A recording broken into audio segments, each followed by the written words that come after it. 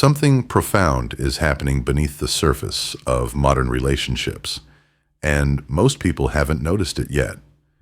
It doesn't announce itself with drama or rebellion. There are no angry speeches, no public declarations, no bitterness spilling into the streets. Instead, it happens quietly, almost invisibly, inside the inner world of women who have lived long enough to finally hear themselves clearly. Senior women, women who have spent decades loving, accommodating, nurturing, bending, holding families together, are stepping into a decision that leaves many men confused and society deeply unsettled. They are not fighting relationships. They are no longer chasing them. And what terrifies the world is this: they are at peace. This is not a story about resentment. It's a story about awakening. About what happens when a woman who has given her emotional labor for most of her life finally asks a question she was never encouraged to ask before. What do I actually want? Not what keeps the peace. Not what makes me lovable.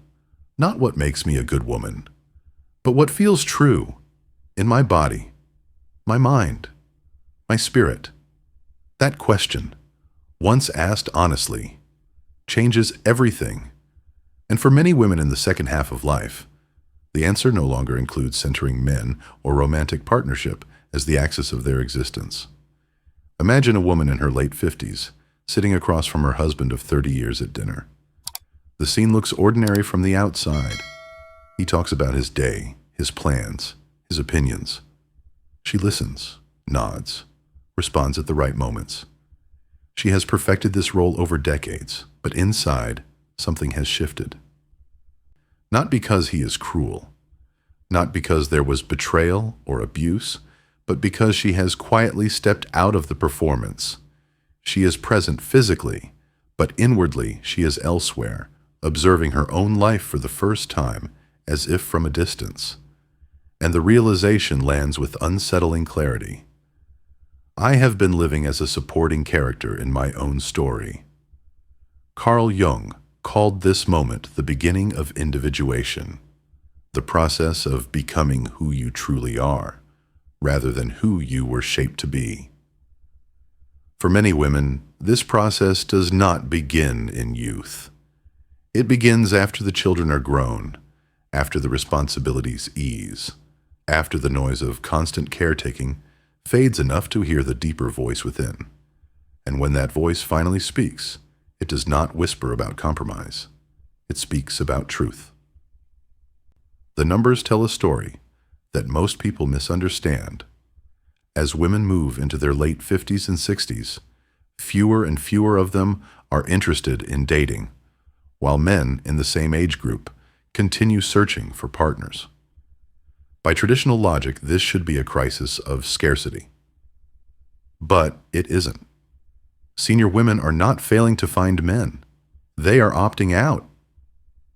This distinction matters, because when someone stops seeking not from defeat, but from discernment, it signals a fundamental shift in consciousness. Take the story of a woman like Margaret.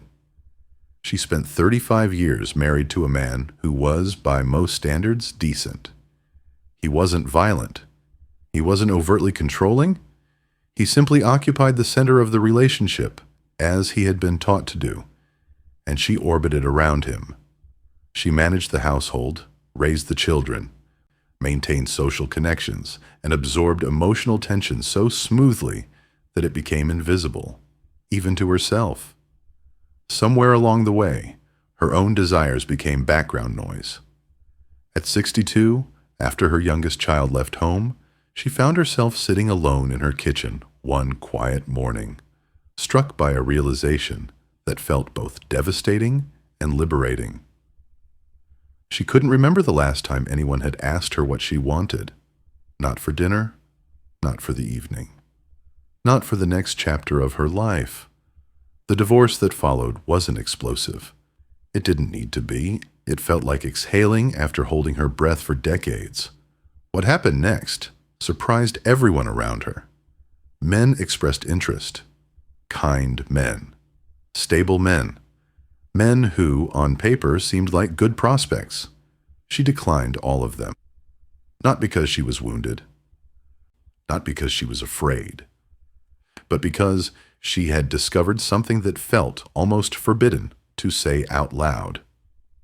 Her life felt better, without negotiating herself away. Jung wrote that the second half of life demands a different orientation, where the first half is about building, adapting, proving, and surviving.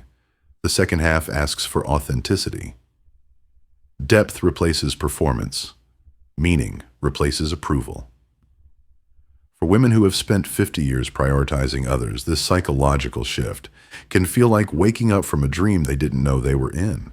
And once awake, it becomes nearly impossible to return to unconscious roles. This is where the conversation often becomes uncomfortable, because the truth is not romantic. It's practical. Relationships, especially heterosexual ones, shaped by traditional roles, are not just about love. They are about labor, emotional labor, domestic labor, caretaking labor, the kind of labor that rarely shows up on balance sheets but drains energy slowly over time. When women are young, they often believe this imbalance can be corrected. When they reach midlife, they are tired of trying. By their late 50s and 60s, many have done the math, and the equation no longer makes sense. Consider a woman like Diana, 58 years old, financially independent, emotionally self-aware, settled into her routines and her peace. A man she dates suggests deepening the relationship. She pauses, not from fear, but from clarity, and asks herself a simple question. What would this add, and what would it cost? Companionship? Yes. Travel, intimacy, shared moments, but also the erosion of solitude, the disruption of rhythms she's worked hard to protect, the unspoken expectation that she will once again become the emotional manager of another adult's inner world. This isn't cynicism, it's discernment. And discernment is what emerges when survival is no longer the primary concern. Jung described this as withdrawing projections, no longer looking to another person to complete what must be owned within. Many senior women have reached a point where they no longer seek someone to fill a void, because they have already faced it. They have integrated parts of themselves they were once taught to suppress. Their anger, their ambition, their desire for silence, their need for autonomy. And having tasted what it feels like to be whole, they are unwilling to trade that wholeness for familiarity. This is not the death of love. It is the end of unconscious sacrifice, and it marks the beginning of something far more radical, a woman who belongs fully to herself. As women move deeper into this stage of life, something even more unsettling begins to surface, not just for the world around them, but within themselves. It is the encounter with what Jung called the shadow. The shadow is not evil. It is everything a person was taught to hide in order to be loved. For many women raised inside traditional relationship structures, the shadow contains qualities that were labeled dangerous or unfeminine, anger that refuses to soften, ambition that doesn't apologize, selfishness that demands solitude, and a hunger for inner freedom that cannot be negotiated away. Long-term relationships, especially those built decades ago, often require this shadow to remain locked away. To be a good partner, a woman learns to regulate her tone, temper her truth, dilute her needs, and translate her inner world into something more comfortable for others to digest. Over time, this becomes second nature, but it also creates a quiet fracture inside the psyche, a split between who she is and who she is allowed to be. In the second half of life, that split becomes unbearable. There is a reason so many women describe their awakening not as a moment of joy, but as a moment of grief. They grieve the years they spent being smaller than they needed to be. They grieve the parts of themselves that were postponed, muted, or sacrificed in the name of harmony. And yet, paradoxically, this grief is also what frees them, because once the shadow is acknowledged, it demands expression. And expression is incompatible with relationships that rely on silence and self-erasure. Take Sarah's story. She married twice, both times to men who, by conventional standards, were good. They were faithful, responsible, present. But each marriage came with an unspoken contract. She would adjust, soften, and prioritize their emotional comfort over her own truth. Her opinions needed to be delivered gently. Her needs needed to be reasonable. Her independence needed to be balanced so it didn't feel threatening. She describes those years as living in a version of herself that felt slightly misaligned, like wearing shoes that never quite fit, but were deemed appropriate by everyone else. After her second divorce at 59, she entered therapy with no intention of dating again. One session, her therapist asked a question that cracked something open inside her. What if you never had to make yourself smaller again?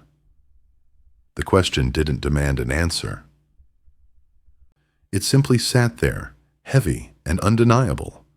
And in the silence that followed, Sarah realized that the idea of returning to a relationship structure that required her to negotiate her authenticity felt more frightening than being alone.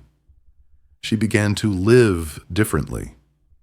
She stopped explaining her no. She pursued interests that had once been dismissed as impractical or strange. She dressed for her own pleasure. She spoke without rehearsing how her words might land. Men still noticed her. Attraction didn't disappear. But the cost of intimacy, as it had previously been defined, now felt too high. The freedom she had reclaimed was not something she was willing to mortgage again. This is individuation in its truest form, becoming undivided within yourself. And here lies a truth. Few are willing to say plainly. Many traditional relationships are structured in a way that actively resists individuation, particularly for women. They reward self-sacrifice and punish autonomy. They function smoothly only when one person carries more of the emotional weight. When a woman steps out of that role, the entire structure begins to wobble. What surprises most people is what comes next. These women are not lonely in the way society predicts. Loneliness, after all, is not the absence of people. It is the absence of self. And for the first time in their lives, many senior women are fully present with themselves. The peace that emerges from this presence is profound and often unexpected. It's not the dramatic happiness promised by romantic fantasies. It is quieter, deeper, and far more stable. Linda, 64, describes it as the disappearance of a background hum she didn't know was there. For 40 years, she lived in a low-grade state of vigilance, monitoring her partner's mood, anticipating his needs, adjusting her emotional weather to match his. When she began living alone, that constant hum faded. Mornings became hers. Evenings became spacious. Her energy, once consumed by management and maintenance, returned to her body. The silence, she says, felt sacred. Jung believed the second half of life was meant for inward cultivation, for tending to the inner world rather than constantly shaping the outer one. When women step away from relationships that drain them, they often report feeling more creative, more spiritually attuned, and more present in their friendships and family roles. Not because they suddenly have more time, but because they are no longer leaking energy into roles that demand disproportionate emotional output. This is where the misunderstanding with men becomes most visible. Many men in their 60s and 70s genuinely believe they are offering partnership. They believe being kind, financially stable, and willing to share space should be enough. From their perspective, they are finally ready to enjoy life. What they don't see is that readiness looks different when you've already done decades of invisible labor. Senior women are no longer impressed by potential. They are no longer moved by promises of companionship alone. They are evaluating emotional maturity, psychological self-awareness, and the ability to sit with discomfort without outsourcing it. They are asking questions men were never taught to answer. Can you regulate your own emotions? Can you listen without defensiveness? Can you meet me as a whole person rather than someone who will smooth your edges? For many men, these questions feel like accusations. For women, they feel like boundaries. And boundaries, once learned, are difficult to unlearn. At the deepest level, what is unfolding is not simply a shift in dating preferences. It is an archetypal transformation. Carl Jung wrote extensively about the patterns that govern human psychology, and one of the most powerful transitions occurs when a woman moves from the caregiver archetype into the wise woman. This figure does not seek validation. She does not chase being chosen. She does not fear solitude. She has already crossed the threshold where external approval once lived, and on the other side, she found something far more valuable: self-trust. For most of their lives, women are conditioned to believe that love requires self-erasure, that to be desirable is to be accommodating, that harmony is achieved by smoothing over discomfort, even if that discomfort is their own. But the wise woman has seen through this illusion. She understands that peace built on self-abandonment is not peace at all. It is quiet despair wearing the mask of stability. This is why so many senior women describe their current state not as independence, but as wholeness. They no longer feel like half a story waiting for someone else to complete the narrative. They feel like a complete circle. A relationship, if it were to exist, would need to meet them as an equal shape, not as a solution, not as a purpose, not as a demand. And when they look honestly at the landscape in front of them, many realize that most potential partners would disrupt the equilibrium they fought hard to create. This realization unsettles a culture that has long depended on the idea that women need men to be fulfilled. It exposes a truth that feels almost dangerous to say aloud.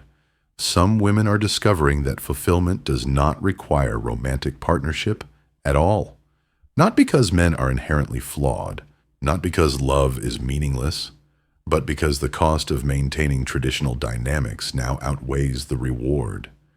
Men often interpret this as rejection, when in reality it is completion. These women are not turning away from love.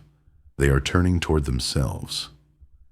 They are no longer willing to center their lives around someone who has not done the inner work required to stand beside them without leaning on them. Emotional maturity, self-reflection, and accountability are no longer bonuses. They are entry requirements. And when those requirements are not met, walking away no longer feels like loss. This is the truth that confuses, and at times, angers men who are still operating from an outdated script. They believe offering stability, presence, or companionship should be sufficient. They ask, sometimes genuinely, what more could she want? What they fail to see is that senior women are no longer asking what a relationship can give them in theory. They are asking how it will feel in practice, how it will shape their nervous system, how much of themselves they will have to trade to maintain it. And when the answer threatens their peace, the choice becomes simple.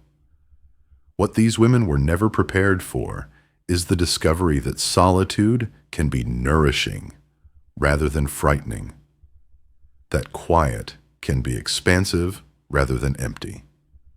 that waking up without having to manage another person's emotional weather can feel like freedom rather than failure. They were told loneliness was the worst fate imaginable. Instead, they found liberation. They do not hate men. They have simply stopped organizing their lives around them. They are not closed to love. They have redefined it. Love now begins with self-respect, with boundaries that are not negotiable, with a refusal to shrink. It is no longer something to be proven through endurance or sacrifice.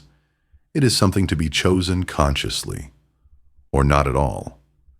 Jung once said that the privilege of a lifetime is to become who you truly are. For many senior women, stepping away from traditional relationship structures is not an act of rebellion. It is an act of arrival.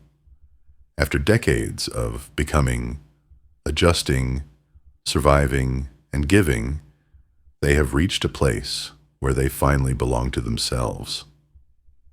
Those who struggle to understand this are often still living inside the old paradigm, the one where a woman's value is measured by her ability to support, nurture, and complete someone else. But these women have graduated from that curriculum. They have earned their degrees in self-knowledge, and they are no longer willing to return to beginner lessons for anyone.